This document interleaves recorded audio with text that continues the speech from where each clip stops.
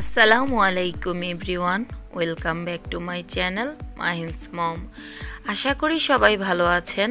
আল্লাহর অশেষ রহমতে ও আপনাদের দোয়ায় আমিও ভালো আছি। আরও একটি নতুন ভিডিও নিয়ে উপস্থিত হলাম আপনাদের মাঝে। ভিডিওটিতে থাকবে আরও একটি নতুন রেসিপি। আশা করছি রেসিপিটি আপনাদের ভালো লাগবে। চলুন তৈরি করা যাক রেসিপিটি। নিয়ে নিয়েছি আমি সেদ্ধ করা ডিম আর সেদ্ধ করা আলু। আমি আলুটিকে একটি চামচের সাহায্যে ম্যাশ করে নিচ্ছি। আমি সিদ্ধ করা ডিমকে 4 টুকরো করে নিয়েছি। অন্য একটি হাঁড়ি চুলাতে বসিয়ে দিয়ে দিয়েছি 2 টেবিল চামচ পরিমাণ তেল। তারপর দিয়ে দিয়েছি পেঁয়াজ কুচি,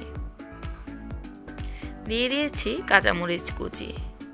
পেঁয়াজ কিছুটা সফট হয়ে যাওয়ার পর দিয়ে দিয়েছি অল্প পরিমাণে আদা পেস্ট, রসুন পেস্ট, জিরে গুঁড়ো, দিয়ে দিয়েছি অল্প পরিমাণে ধনে গুঁড়ো, দিয়ে দিয়েছি স্বাদ অনুযায়ী লবণ, দিয়ে দিয়েছি চিলি ফ্লেক্স।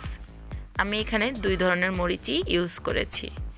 তারপর কিছুটা নেড়েচেড়ে দিয়ে দিয়েছি টেস্টিং সল্ট, আবারও নেড়েচেড়ে দিচ্ছি। তারপর দিয়ে দিয়েছি ধনেপাতা কুচি। আমি পেঁয়াজ আর মশলাটা খুব ভালোভাবে কষিয়ে নিব। খুব ভালোভাবে কষানো হয়ে গেলে দিয়ে দিলাম আগে থেকে ম্যাশ করে রাখা আলু। আলুটা মশলার সাথে খুব ভালোভাবে ভেজে নিতে হবে। খুব ভালোভাবে ভেজে নিলে আর পরে বাইন্ডিংয়ে অসুবিধা হবে না, খুলে যাবে না তেলের মধ্যে দিলে। আমি দিয়ে দিয়েছি অল্প একটু গরম মশলা। খুব ভালোভাবে গরম মশলার সাথে ভেজে নিচ্ছি আলু। ভাজা হয়ে গেলে আমি একটি প্লেটে নামিয়ে নিচ্ছি। তারপর ঠান্ডা হয়ে গেলে আমি হাতের সাহায্যে একটি ছোট লেচি নিয়ে নিয়েছি চ্যাপ্টা করে। তারপর দিয়ে দিচ্ছি ডিমের একটি টুকরো।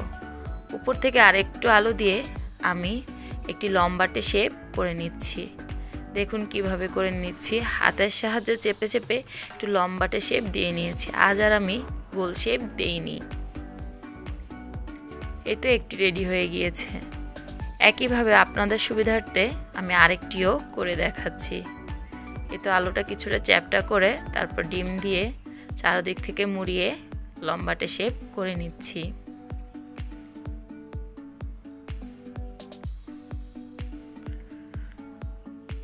হাতে তেল মাখানোর প্রয়োজন নেই, কারণ আগেই আমি আলুটা তেলের মধ্যে ভেজে নিয়েছি।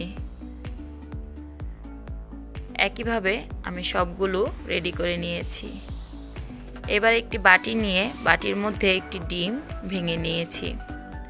তারপর দিয়ে দিয়েছি অল্প একটু লবণ। তারপর একটি কাঁটা চামচের সাহায্যে খুব ভালোভাবে ফেটিয়ে নিয়েছি। নিয়ে নিয়েছি টোস্ট বিস্কিটের গুঁড়ো। এবার একটি চপ ডিমের মধ্যে চুবিয়ে দিয়ে দিচ্ছি টোস্ট বিস্কুটের গুঁড়ার মধ্যে। এবার টোস্ট বিস্কুটের মধ্যে খুব ভালোভাবে গড়িয়ে নিচ্ছি। খুব ভালোভাবে গড়িয়ে কোট করা হয়ে গেলে রেডি হয়ে গিয়েছে একটি চপ। একইভাবে আমি আরেকটিও গড়িয়ে আপনাদের সুবিধার্থে দেখিয়ে দিচ্ছি। এই তো আরেকটি চপও আমার রেডি হয়ে গিয়েছে। সেম প্রসেসে আমি সবগুলো চপই রেডি করে নিয়েছি। এবার ভাজার জন্য একটি ফ্রাই প্যানে তেল গরম করে দিয়ে দিয়েছি কয়েকটি চপ। আপনারা অনেকগুলো চপ একসাথে দিতে যাবেন না, তাহলে ভেঙে যাওয়ার সম্ভাবনা থাকবে। আলু আগে থেকে ভেজে নেওয়ার কারণে যেমন ভাঙবে না, তেমন আপনারা ফ্রিজেও অনেক দিন সংরক্ষণ করতে পারবেন। এক পিঠ ভাজা হয়ে গেলে আমি উল্টে দিচ্ছি। একইভাবে আরেক পিঠ ভাজা হয়ে গেল আমি উল্টে পাল্টে ভাজা কমপ্লিট করে নিব।